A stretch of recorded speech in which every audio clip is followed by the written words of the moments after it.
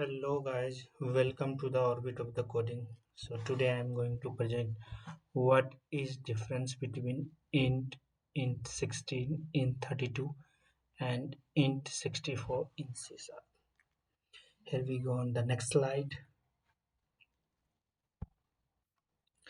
So this minor difference is very useful uh, under the development. If we create any software application, then it's or if we declare any type of data types, then it is very useful. So if you know about the basic difference between int16, int32 and int64 in C#. So here you can see that like 60, 32 and 64 it's represent the bytes, or we can say that it's represent the size of that particular integer. So one bytes equals to 8 bits and 2 bytes equals to 60 bits. So in 16 consider 2 bytes of data and 32 4 bytes, and in 64 it's stand for 8 bytes.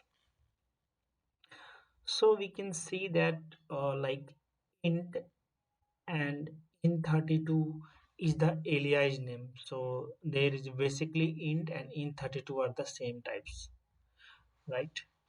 And we can say that in the term of like size, int is mapped to the int32, and it's totally value type, and it's represent system dot int32 struct. And similarly int60 is a short map, and int64 is long type. So so you can clearly see that the basic difference between them is the size. So all the integer are vary in the different size. So you can clearly see that. I will show you in the quick example on the Visual Studio, so you can clear a more picture about the differences between them. So I'm going to go to the Visual Studio. So I have already created one console application and define that particular console write line application. So here we can check that how many what is the size of that particular integer. So we can use a size of functions and pass it to the integer type. So we can get the size of that integer, and if you need to get the type of the integer, then you can use type of and pass the integer argument. So that I will get max value and mean value to the integer. So int dot, so all like in 60, in 32 and in 62, so they have different mean and max value. So here you can get that mean and max value and see the what is the actual difference between them. So I'm executing the console application, and you can see the outputs here.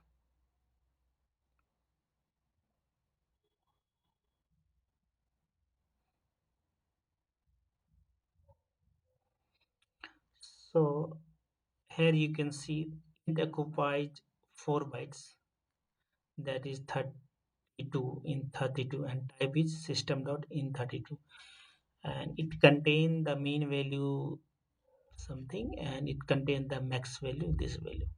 And similarly if you use like in 64 in 60, then you can get the particular size type and mean and max value. So based on the mean and max value we can use int 60 and int 64.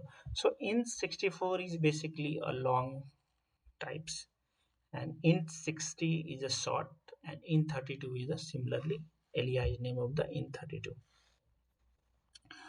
I will show you one more basic difference between int and int32. So, like, so I'm going to create a one enum, right?